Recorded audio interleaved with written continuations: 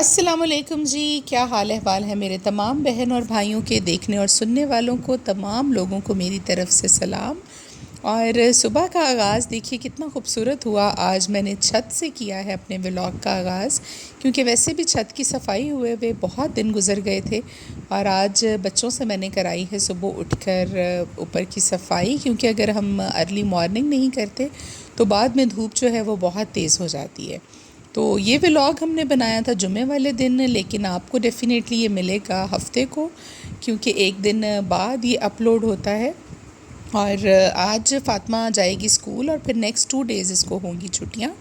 और इसके लिए सुबह बन रहा था जी नाश्ता, और मिल्क शेक पीकर जाएगी ये आज स्कूल। और केले के मिल्क शेक पर मैंने इसको लगा दिया है, अभी ये माशाल्लाह से पी लेती है। और हमारी फ्रिज हुई पड़ी थी जी बहुत ज़्यादा गंदी।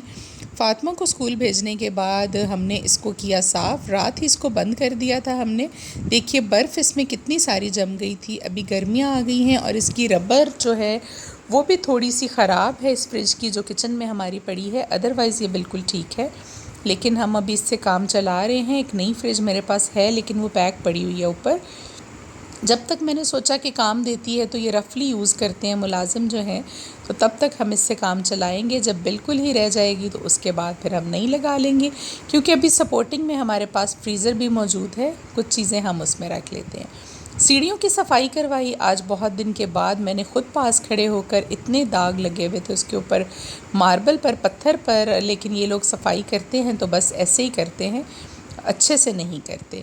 जब तक आप ख़ुद नहीं देखें तो आपके काम जो हैं वो कैसे ठीक हो सकते हैं।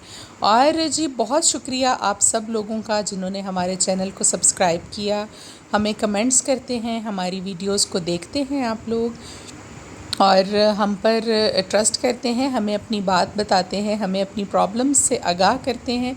और मैं पूरी कोशिश करती हूँ कि जब भी मेरे पास टाइम निकले मैं सबसे पहले आप लोगों के कमेंट्स का जवाब दूँ। और जो जो बहन भाई दुआ के लिए कहते हैं उनका नाम मैं स्पेशली लिखती हूँ, उनके नाम के साथ उनका प्रॉब्लम जो उन्होंने बताया हो अगर, तो मैं उनके लिए ज़रूर जो है वो दुआ करती हूँ। तो अल्लाह ताला सबके लिए आसानियाँ पैदा करे जी, मेरी तो यही दुआ है। और आज भी देखिए जी बादल बने हुए थे काफ़ी ज़्यादा, लेकिन धूप जो थी वो बस ऐसे थोड़ी सी धुंधली सी निकली है थोड़ी देर के लिए, बाद में तो बादल आ गए थे और बहुत प्यारे बादल आए थे। बड़ा प्यारा मौसम हो गया था शाम के वक्त ख़ास तौर पर। अभी हो रही थी घर की सफाई सुथराई। फ़ातिमा को आज जल्दी छुट्टी होगी 12 बजे स्कूल से, तो उसका लंच वगैरह जो है वो मैं थोड़ा सा अर्ली भेजूँगी।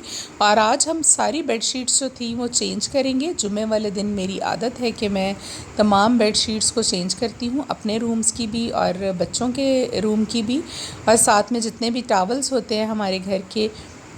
और ऐसे कपड़े जो पूरा हफ़्ता, बड़े बड़े कपड़े होते हैं, टॉवल्स और बेडशीट्स वगैरह, वो हम मशीन लगा कर उनको धोते हैं जी जुमे वाले दिन, क्योंकि घर को भी साफ़ सुथरा होना चाहिए, आपको ख़ुद भी गुस्ल करना चाहिए। जुमे के भी कुछ असूल हैं, कुछ सुन्नत के मुताबिक इसकी तैयारी आपको करनी पड़ती है। मैं अपने बच्चों के और अपने नेल्स ज़रूर काटती हूँ, और इन लोगों को जो है वो अच्छे से नहलाना और इनको भी बाल वगैरह इनके वॉश करने और ख़ुद भी गुस्ल करना, ये हमारी रूटीन में शामिल है।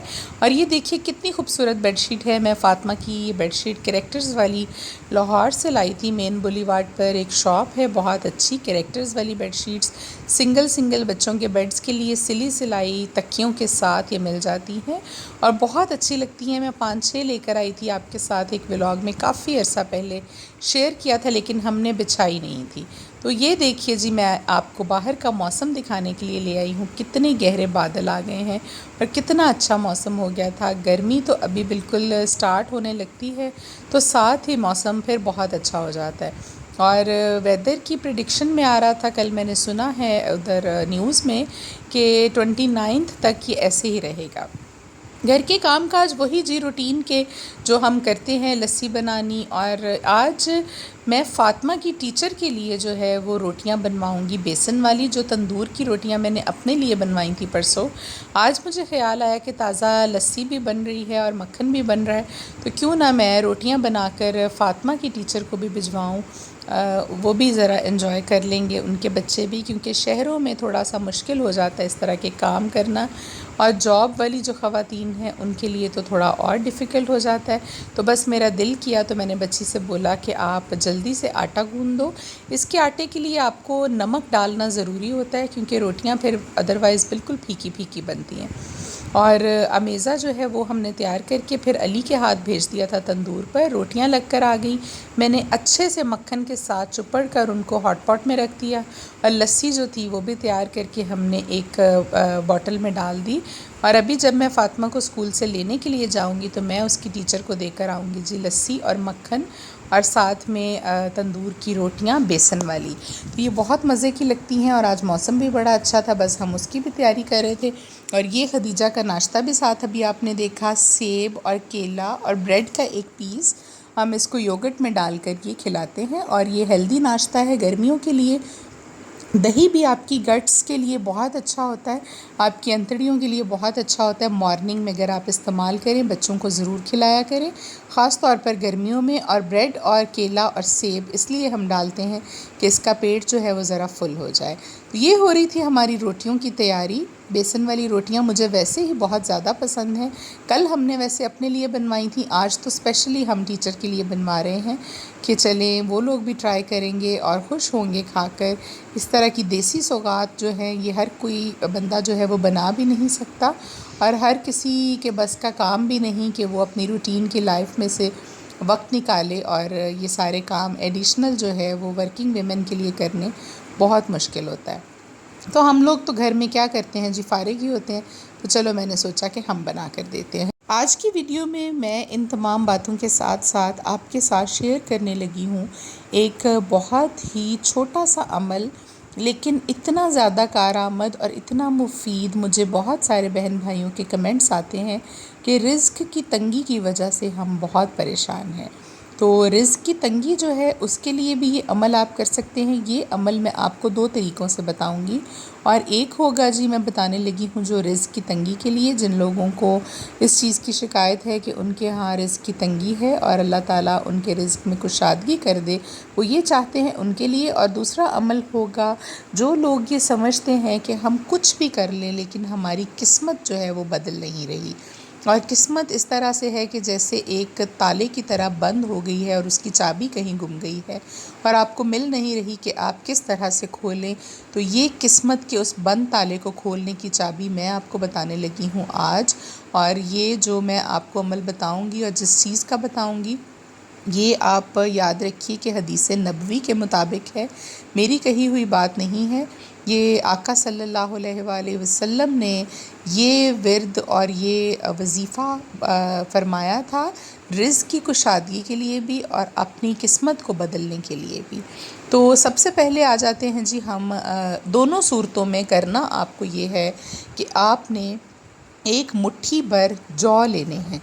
जौ का आटा भी हम बनाते हैं, वो साबुत जौ जो है वो आपको बाज़ार से बआसानी मिल जाते हैं, वो आप ले लीजिएगा।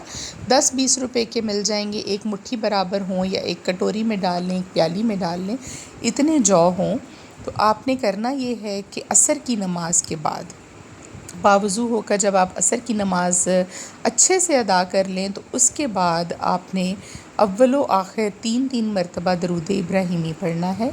और अब दोनों की तादाद में फ़र्क है, आप ज़रा गौर से देखिएगा, मेरी बात को सुनिएगा। अगर तो जौ तो उतने ही होंगे जो आपने अपने पास प्याली में रख लिए, लेकिन अगर आप रिज़्क़ की तंगी के लिए करना चाहते हैं कि आपको रिज़्क़ के बारे में मसला है, तो आपने उन जौ पर अव्वल व आखिर 3-3 मरतबा दरूद इब्राहिमी के साथ 171 मरतबा 171 टाइम्स पढ़नी है जी सूरह कौसर। सूरह कौसर जो है, इन्ना अतईना कल कौसर, ये वाली सूरत आपने पढ़कर अव्वल व आखिर 3-3 मरतबा दरूद इब्राहिमी पढ़ना है और फूंक मार देनी है उस जौ पर जो आपने पास रखे हैं। और उसके बाद आप उनको पीस कर बारीक पीस लें और अपने आटे में, जो आप घर में आटा इस्तेमाल करते हैं, उसमें शामिल करके वो आप लोग खा लेंगे। वो आटे में शामिल कर दें, जब तक वो आटा चलता रहेगा वो भी चलता रहेगा, और इंशाल्लाह इसकी बरकत आप देखेंगे कि कितनी ज़्यादा है। और इस अमल को आप दोहरा भी सकते हैं, चाहें तो आप जुमेरात का दिन रख लें, जुमे का दिन रख लें, महीने में एक दिन रख लें, इसको दोहरा भी सकते हैं। आपके रिज़्क से इंशाअल्लाह बरकत जो है वो ख़त्म नहीं होगी और अल्लाह ताला आपके रिज़्क को कुशादा कर देगा। ये सूरह कौसर जो है ये बहुत ज़्यादा रिज़्क की जो है कुशादगी के लिए बहुत ही मुजरब इसका ये वजीफ़ा है। जौ आपने पीस कर आटे में शामिल कर लें और वो खा लें। दूसरी बात आ गई जी, आपकी किस्मत जब बदल नहीं रही किसी भी तरह से, तो तब उसके लिए आपने जौ लेने हैं, एक कटोरी ही ले लें ऐसे ही, और उसको भी आपने असर की नमाज़ के बाद पढ़ना है। लेकिन कैसे पढ़ना है जी, उस पर अव्वल व आखिर 11 मरतबा आप पढ़ेंगे दरूद इब्राहिमी। इस नीयत के साथ आप पढ़ रहे होंगे कि अल्लाह ताला मेरी किस्मत को बदल दे, या जो भी आपको ऐसा लग रहा है कि मामला आपका हल नहीं हो रहा, उसके लिए स्पेसिफ़िक आप अगर पढ़ना चाहें तो आप पढ़िए इसको 313 मरतबा। तब भी आपने अव्वल व आखिर 11 मरतबा पढ़नी है दरूद इब्राहिमी, और 313 मरतबा दरमियान में सूरह कौसर पढ़नी है आपने। जल्दी से पढ़ी जाती है, छोटी सी सूरत है, 3 तस्बीहों और 13 मरतबा ये आपने पढ़ना है। फिर अव्वल व आखिर दरूद शरीफ मुकम्मल करके अपने लिए दुआ मांगें, और वो जो आप ये करेंगे कि किसी भी परिंदों को खिला दें। आप अपनी छत पर डाल दें, आप किसी बर्तन में डालकर छत पर रख दें। कोई भी परिंदे उड़ने वाले जो भी आपके वहाँ पर आएंगे और वो उनको खा लेंगे, तो ये जब वो खाएंगे, एक तो ये आपका सदका हो गया, एक आपने इस पर पढ़ा हुआ है जी सूरह कौसर का वर्द और इसका वजीफ़ा। तो इंशाअल्लाह आप देखेंगे कि इससे भी आपके मसले जो हैं वो कितने हल होते हैं, और आपकी किस्मत इंशाअल्लाह जो है वो बदलना शुरू हो जाएगी। और ये जो सदका है बहुत अफजल है, कीड़े मकोड़ों को डालने वाला भी और परिंदों को डालने वाला भी। और अगर कोई बहन भाई हैसियत रखता है इतनी कि वो परिंदों को डाल सके, तो मैं तो हमेशा कहती हूँ कि रोज़ाना थोड़ा बहुत दाना दुनका उनके लिए भी डाल दिया करें। तो जब उनका रिज़्क भी आपके रिज़्क में ऐड अल्लाह ताला करना शुरू कर देंगे, तो ऑब्वियसली आपका रिज़्क जो है वो बढ़ जाएगा। क्योंकि जो कोई भी कहते हैं मेहमान हमारे घर से खाना खा कर जाए, कोई चरिंद परिंद हमारे हाथ से उनको कोई चीज़ मिले खाने के लिए, तो फिर अल्लाह ताला उनके हिस्से का रिज़्क भी आपके घर में भेजना शुरू कर देते हैं। तो ये आपने अमल करना है जी। अपनी किस्मत के लिए मैंने बता दिया, परिंदों को खिलाना है, और रिज़्क के लिए आपने करना है जी ये जो जौ है पीस कर उसको अपने आटे में शामिल कर दीजिए। दोनों की तादाद भी मैंने आपको बता दी। अभी मैं आई थी जी बाहर बाज़ार, ज़रा पार्लर में मुझे कोई काम था, वहाँ भी मैं गई थोड़ी देर के लिए, और उसके बाद मैं आ गई थी। मेरी एक फ़्रेंड है यहाँ पर and she is a doctor, वो डॉक्टर है। मैं उससे मिलने के लिए यहाँ आई। उसका प्राइवेट अपना क्लिनिक उसने बनाया हुआ है, बहुत दिन हो गए थे। आज मुझे उसकी कॉल आई तो फिर मैं उसके क्लिनिक पर उससे मिलने के लिए आ गई, क्योंकि रास्ते में ही पड़ता है। जब मैं फ़ातिमा को ट्यूशन छोड़ कर आ रही थी तो वापसी पर मैंने सोचा कि यहीं पर थोड़ा सा टाइम जो है वो स्पेंड करती हूँ, इसको लेकर ही मैं वापस जाऊँगी। तो अपनी फ्रेंड से मैं मिली और उसको इनवाइट किया है जी मैंने घर पर, और नेक्स्ट वीक आने का उसने बोला है। उसके हस्बैंड की डेथ हो गई है और 2 बेटियां हैं। एक बेटी जो है वो मेडिकल कर रही है और दूसरी बेटी जो है वो उसके पास ही होती है। बहुत अच्छी है, अल्लाह उनको खुश रखे और अपने घर में आबाद रखे अपने बच्चों के साथ। जब मैं घर वापस आई फ़ातिमा को लेकर, तो हमने बनाए जी बर्गर्स। जो मैंने कबाब बनाए थे उसके बर्गर हमने बनाए, और बर्गर बनाने के साथ साथ हमने बनाई जी फ़्राइज़। मौसम बाहर बहुत अच्छा था, बारिश हो रही थी। फ़ातिमा के लिए भी बर्गर बनाया और फ़्राइज़ बनाई, मैंने अपने लिए भी बर्गर बनवाया। फिर हमने बर्गर जो थे वो एंजॉय किए और खाए, साथ में हमने चाय पी, तो बहुत मज़ा आया हमें। और आज हमने चिप्स बनाए थे जी, फ़्राइज़ जो थे वो बेसन लगाकर थोड़े से स्पाइसी करके बनाए थे। अदरवाइज़ फ़ातिमा के लिए तो हम थोड़ा सा कॉर्नफ्लोर लगाते हैं। और ये हमारे बर्गर बन की हालत आप देख रहे हैं जी कैसी हुई पड़ी है। जब मैं ख़रीद कर ला रही थी तो खदीजा ने इसको टांगे मार मार कर थोड़ा सा डैमेज कर दिया था। ये कुछ सामान मैं आते हुए स्टोर से लेकर आई थी, क्योंकि फ़ातिमा और ख़दीजा अक्सर जो है वो मेरिंडा मांगती हैं और वो घर पर नहीं होती अवेलेबल। तो आज मैंने छोटी हाफ़ लीटर वाली जो 5-6 थी ये वहाँ से ख़रीद ली।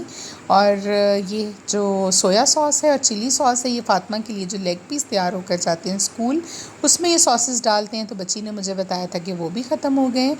और साथ में मैं लेकर आई थी एक ब्रश, वॉशरूम साफ़ करने वाला। इन्होंने बताया कि वॉशरूम का ब्रश जो है वो ख़राब हो गया तो वो मैं लेकर आई थी। और जो चीज़ें लेकर आई हूँ उसमें से जूस निकाल कर अभी ये दोनों पी रही हैं और खेल रही हैं जी। फ़ातिमा और खदीजा, अभी रात हो गई थी बस, और फ़ातिमा ने बोला कि मुझे मैगी खानी है, तो उसके लिए हम बना रहे थे जी मैगी। और आजकल मैं बहुत कम देती हूँ, बहुत दिनों के बाद हमने ये बनाई। अभी वक्त हो गया है आपसे इजाज़त लेने का। इंशाल्लाह कल मिलेंगे एक नए व्लॉग के साथ। अगर हमारी वीडियो आपको अच्छी लगे तो चैनल को सब्सक्राइब प्लीज़ ज़रूर कर दीजिएगा और शेयर और लाइक करना भी मत भूलिएगा। अपनी दुआओं में हमें भी याद रखिएगा, आप भी इंशाल्लाह हमें हमारी दुआओं में हमेशा याद रहेंगी, क्योंकि आप लोग बहन और भाई हैं। और अल्लाह ताला आपको सलामत रखे, अपना ख्याल रखिए। अल्लाह हाफ़िज़।